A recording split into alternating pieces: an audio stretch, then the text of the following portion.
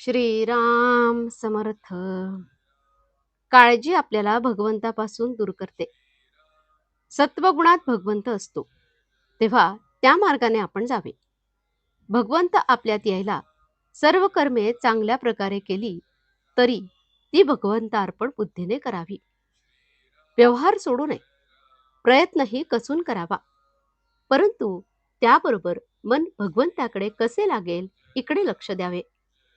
आपण प्रपंचाची जितकी काळजी घेतो तितके जरी देवाची घेतली तरी खूप होईल. आपण किती परस्वाधीन आहोत हे आजारी पडलो म्हणजे समजते.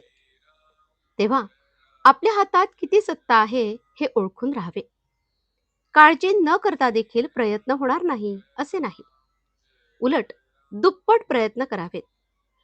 पण जे फळ येईल ते भगवंताच्या इच्छेने आले या भावनेने समाधान मानायला पहिल्यांदा आपण शिकावे. आपण स्वतःबद्दल काळजी करतो याचे कारण असे की आपण आपल्यापेक्षा जास्त दुःखी असलेल्या माणसाकडे पाहत नाही. एक म्हणतो, मला लोकांच्या देण्याची काळजी आहे. दुसरा म्हणतो की मला लोकांकडून माझे येणे येण्याची काळजी आहे. तर तिसरा म्हणतो की मला माझ्या मुलाबाळांची काळजी आहे. पण काळजीच्या या सर्व घोटाळ्यांमध्ये आपली स्वतःची काळजी कुणालाच नाही. मागल्या आठवणींनी आणि उद्याच्या भीतीने आपण काळजी करीत असतो. ही काळजी आपल्याला भगवंतापासून दूर करते.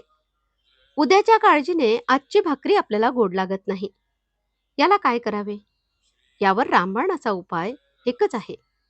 तो म्हणजे आजपासून काळजी करण्याचे अजिबात सोडून देऊन तेवढा वेळ भगवंताच्या नामस्मरणात घालवणे. एका माणसाने माझ्यापाशी तक्रार केली की काय करावे, हा माझा मुलगा कशाचीच काळजी करीत नाही, नुसता हसत खेळत दिवस घालवतो, पुढे याचे कसे व्हायचे. मी म्हटले, तुमचे म्हणणे बरोबर खरे दिसते, पण वास्तविक पाहता ते खरे नाही. तुम्ही आजपर्यंत इतकी काळजी करून काय मिळवले?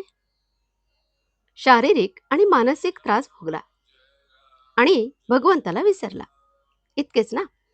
मग तेच तुमच्या मुलाला का शिकवता? त्याने आपले कर्तव्य जरूर करावे आणि आनंदात राहावे, पण काळजी करू नये असेच मी त्याला सांगेन. तुम्ही प्रपंचाची काळजी करता तोपर्यंत देवाची सेवा करता असे कसे म्हणावे? असले तर असू दे आणि नसले तर नसू दे, अशा मनाच्या अवस्थेत जो राहील त्यालाच काळजी सुटेल. आजचे बोधवचन. ज्याने भगवंत आपलासा करून घेतला त्याला काळजी नाही. जानकी जीवन स्मरण, जय जय राम.